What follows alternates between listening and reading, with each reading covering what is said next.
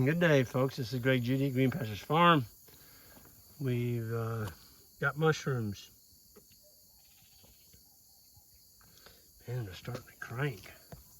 This is August 22nd. August 22nd. My goodness. We caught a couple rains, and the nights are getting cooler now. And the mushrooms, like, it's time. Boy, these are beautiful.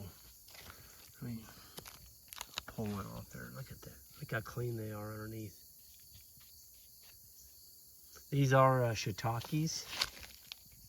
There's another nice one. There's a bunch of nice ones. I usually take a knife and cut them off.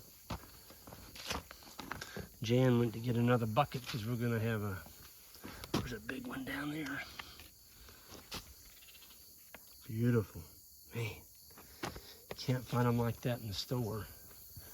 Something that we, when the logs get completely played out, which these aren't, these are really cranking. Man, look at the mushrooms on it. We got our work cut out. This is the small bed. We've got, I think, over 1,000, 1,200 logs behind the lake over there. Anyway, when the logs get old, we do this. We stack them in log cabin style. And it's unbelievable. Those darn things, they look like they're falling to pieces. And you'll come out here and you'll pick 10, 12 mushrooms off of them. So don't give up on your mushroom logs. These are fairly new ones. Oh my goodness, look at the size of that one. Oh, well, that's a beaut. Wow, what a beautiful mushroom. These are all on black oak. Oh, look like they took a cookie cutter. Just beautiful, clean. There's no dirt on them. You can put that in your pan, slice it up, and stir fry it, and you're ready to go to town. This is a pretty good sign that these logs are taking. I saw, well, you can look on the ends of them, mycelium. That was really taken. Yeah. Where did I see? Oh, there it is. There's a new one. So once you start to see them, we've got these are all inoculated in, let's see, March, April, around March, end of March. We covered them with that shade cloth to keep the birds from picking out the spawn that we put in the holes.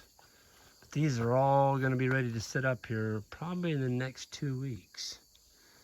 There's 1,000 logs right here. There's 1, 2, 3, 4, 5. Yeah, there's 5 stacks up. No, 5, 6, 7. Maybe 1,200. Yeah, my goodness, there's a lot of mushroom logs here.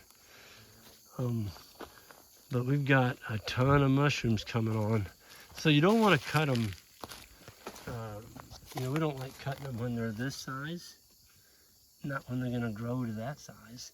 So just leave them another day and they'll double in size. And you're selling weight.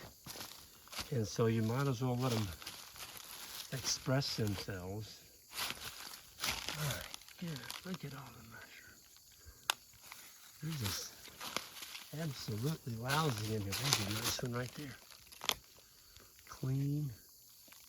There's just no dirt on them. I mean, when you cut them, they're ready to sell. You don't want to put water on them. I'm kind of scared to go down and look at that other bed. You see, we've got them in the shade here. I mean, there's a little bit of sun can get in here to them, but you don't want hardly any sun. The biggest enemy of mushroom logs, the shiitakes, are wind. The wind will dry your logs out. And so it's kind of secluded back in here. It's down over the hill. I'm not saying there's no wind comes through, because there absolutely is, but another thing we did is we put cedar. That's cedar slabs off our sawmill. And so we don't stack our logs on the ground anymore. That keeps the wild fungi from coming in and taking over your logs. Because they will. Look at that. My goodness. They're all in here now. You see, those are little guys.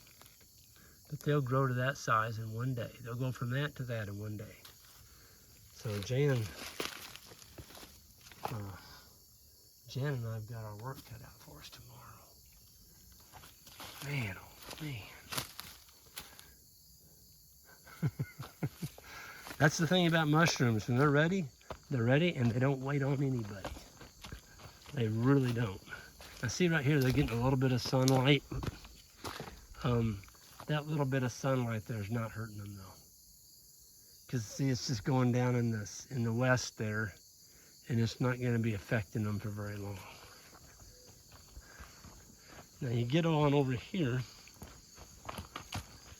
I'm getting more sun than I like on these. These also are a little bit older logs. And these logs are the ones where I used the new plug material, the foam. I don't like it. I don't like the foam plugs. Not like I do wax. A good wax seal is just better. I think it just makes them produce better.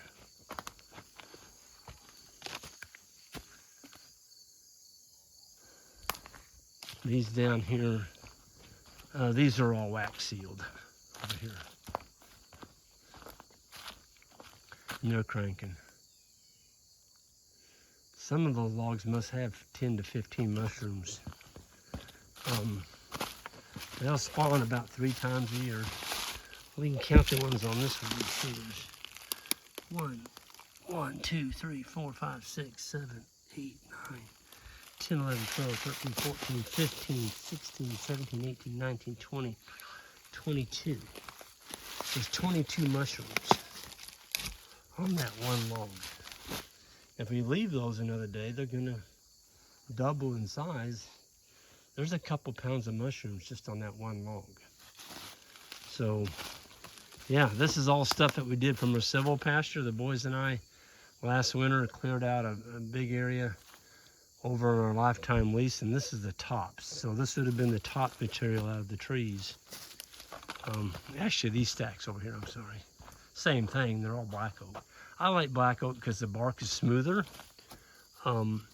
White oak is more ripply, and when you drill it, the bark comes off worse than the black oaks do. I mean, look how smooth that is. Some of these are red oaks too. Most of them are black oak. I don't even know if I've got any white oak in here. There's one. See how rough that bark is? But I got to get off of this camera, this video. We got, oh my gosh, there's some over here. We got mushrooms that need cutting before it gets dark out here. I know the light's not the best, but you know, that's the way you do on the farm. You go out, see something you want to talk about, you just do it. But we're losing light, and we got to get busy cutting. So everyone have a good one, and we're going to be cutting some shiitake mushrooms. And if you're in the area close to Green Pastures Farm, get a hold of Jan, email her, and she might be able to fix you up with some fresh shiitake mushrooms. All right, folks, have a good one, and hit that subscribe button on the way out. Thank you.